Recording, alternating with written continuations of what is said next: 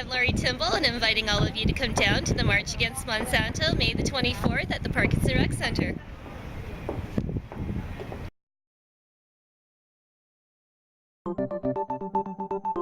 Most babies are only accused of occasionally robbing mom and dad of a good night's sleep, but one 9-month-old in Pakistan just escaped attempted murder charges. Attempted murder charges against a 9-month-old baby in Pakistan have been thrown out. The case generated international outrage, and many used it to point out the failed legal system of the country. CTV has more on how 9-month-old Mohammed Musa Khan was even charged to begin with. The baby and all the members of his family are accused of trying to kill gas company officials by throwing stones at them. According to The Independent, the boy was booked in February and charged with planning a murder, threatening police, and interfering with state affairs. But after pictures surfaced of Musa Khan crying as he was being fingerprinted, people around the world were outraged. The Telegraph reports the case was then thrown out by a judge today, and police chiefs ordered actions against one of the investigating officers. Following the case, Khan's defense lawyer said, police told the court that the nomination of Musa in the case of attacking police and gas company officials was a human error, and Musa is not required. The boy's grandfather and his 3 uncles still face charges. For Newsy, I'm Meg McLeod. Hi there, I'm Jared Howard. And I'm Robert Nisbet. What do you say about that? Well, I would say that you can't really charge a 6-month-old baby with attempted murder. And, of course, they all look like clowns of the D.A.R.P.A type, and we're here to report it. I'm Jared Howard. And I'm Robert Nisbet. You're tuned into Radio Free Canada's WTF, an expose on exactly what's going on and the reason why. Another story that just makes me want to shake my head is Yes. Kinder Morgan has come up with their risk assessment so they could get their pipelines going, and they come up with this conclusion. Positive, yes. We understand that there might be an oil spill from our giant pipeline, but have you considered the benefits of an oil spill? Seriously, that is what they're arguing in their application to triple the size of their pipeline. This is from their application. Quote, spills can have both positive and negative effects on local and regional economies over the short and long term. Spill response, they say, spill response and cleanup creates business and employment opportunities for affected communities. Now, as to whether or not your community's oil spill is going to be a good thing or a bad thing for you, Kinder Morgan, in their application, they say they've got it all worked out. This is how they calculate it. They say the net overall effect depends on the size and extent of a spill, the associated demand for cleanup services and personnel, the capacity of local and regional businesses to meet this demand, and the willingness of local businesses and residents to pursue response opportunities. Turn that frown upside down, oil-soaked neighborhood. You can get a job cleaning it up if you just have the right attitude. Hey, you sperm whale, want to toast some boom before you die? Yeah, we'll make it worth your while. You get a job out of it. That is seriously what Kinder Morgan is arguing to the freaking Canadian government about why they should be allowed to triple the capacity of their pipeline. More oil means more chances for oil spills. And more oil spills means more jobs cleaning up oil spills. So, jobs. Well, it's nice to know that Kinder Morgan is so concerned with our economy.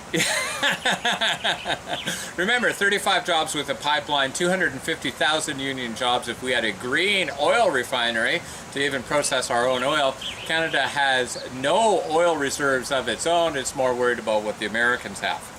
But However, that's, our spill response, didn't they defund our spill response teams here in Canada as well? Yes, they did. But, they can buy their way out of an oil spill. How's that working out in Texas or maybe around the Exxon Valdez?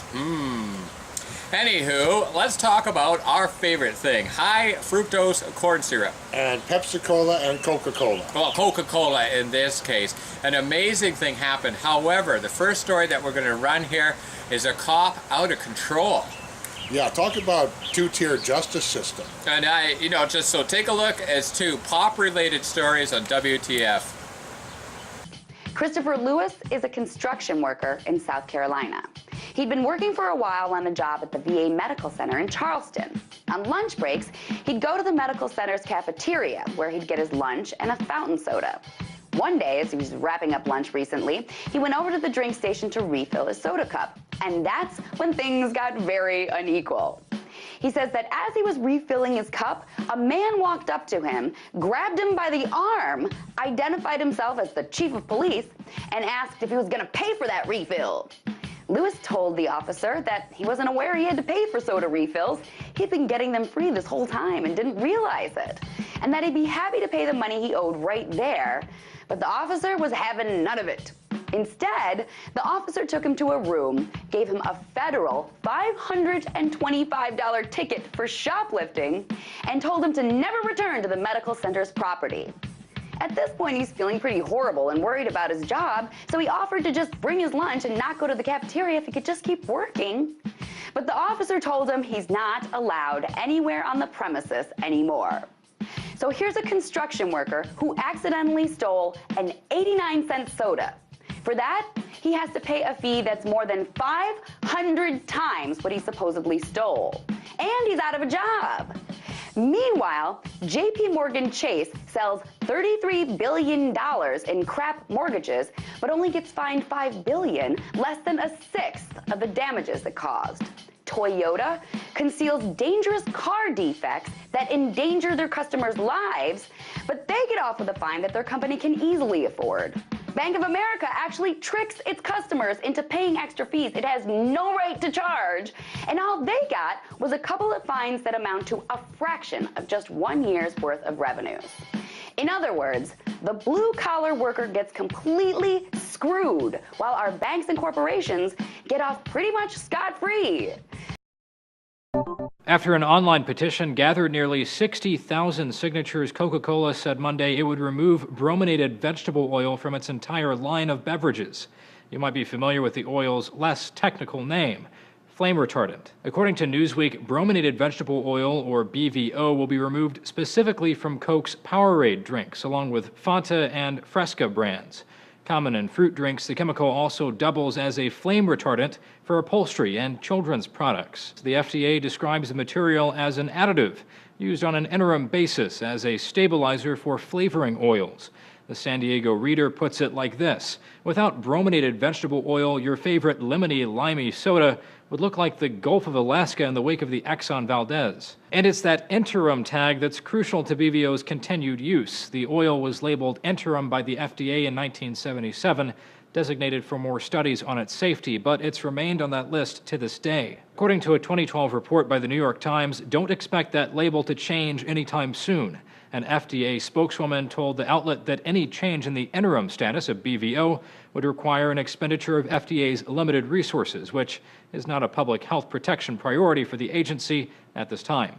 And if you're wondering what risk BVO poses to the everyday soda drinker, the Atlanta Journal-Constitution says drinking excessive amounts of soda containing the chemical can result in headaches, memory loss, and even hormonal disruption in extreme cases. While small amounts of the chemical have no immediate effect, scientists have determined that the bromine stored in fatty tissues can accumulate and remain there even after changes in diet. But Coke maintains that regardless of the removal, its BVO beverages are safe, saying in a statement, all of our beverages, including those with BVO, are safe and always have been, and comply with all regulations in the countries where they're sold.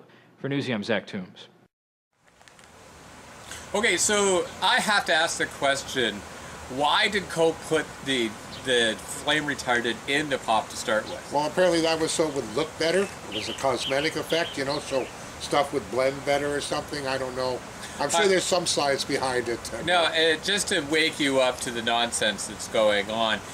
Bleached flour and unbleached flour. Bleached flour, of course, the regular flour that you buy off of the stands is white. Unbleached flour is white also. Why do they bleach it? Do your research. It's messed up. Please stop, eating it and stop eating at Subway. Now, brain implants. Well, there are a lot of people coming back from the wars with PTSD and traumatic brain injury. That's a serious issue. And of course, D.A.R.P.A has a solution that's kind of Orwellian. Yeah, a little creepy. Back in April of 2013, President Obama unveiled the BRAIN Initiative, a bold new research effort looking at the brain.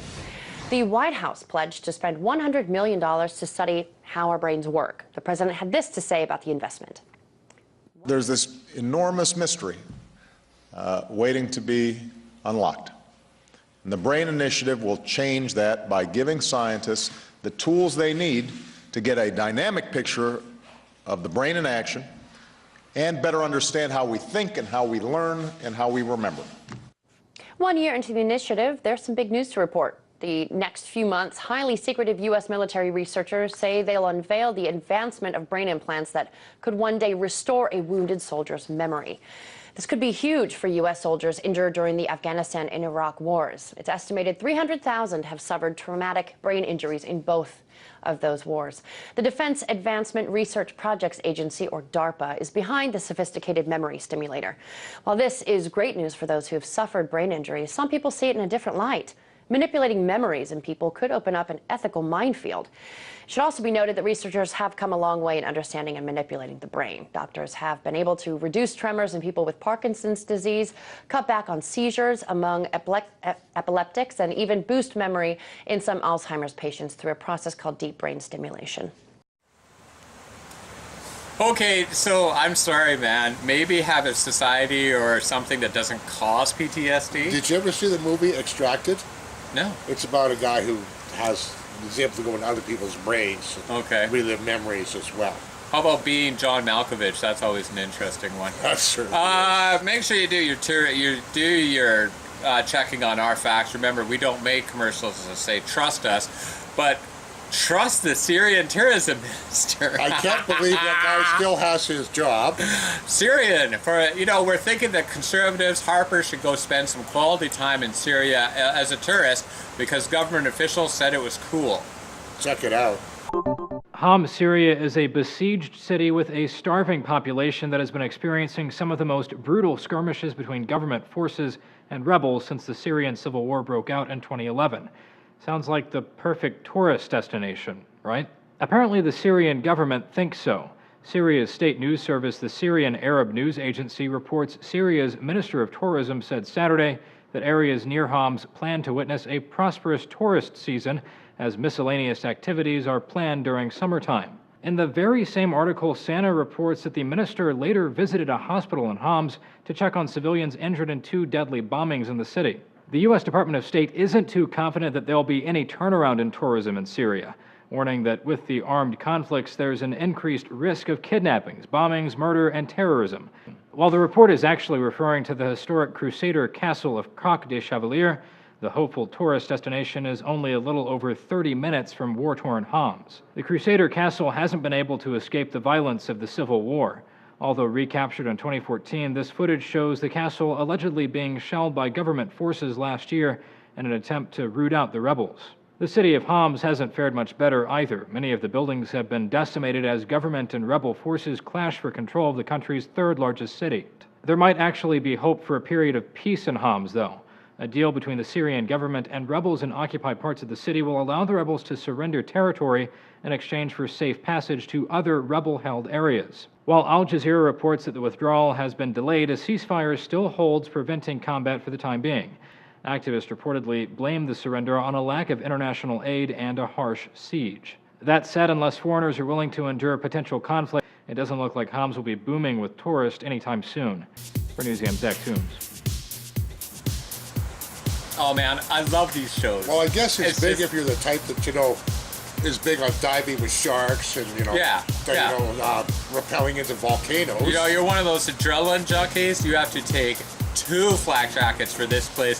And of course, your up-armored Humvee. Remember, if you're traveling, listen to the government. They have your best interests at heart. I'm Darren Howard. And I'm Robert Nisbet. This has been your WTF issue. Coming up, the environment, We're right? Talking about the environment and new legislation. Stay tuned and thanks for hanging out. Virtually every food that you consume, including you in Germany, has some genetically modified product in it, okay, whether it's soybeans or corn.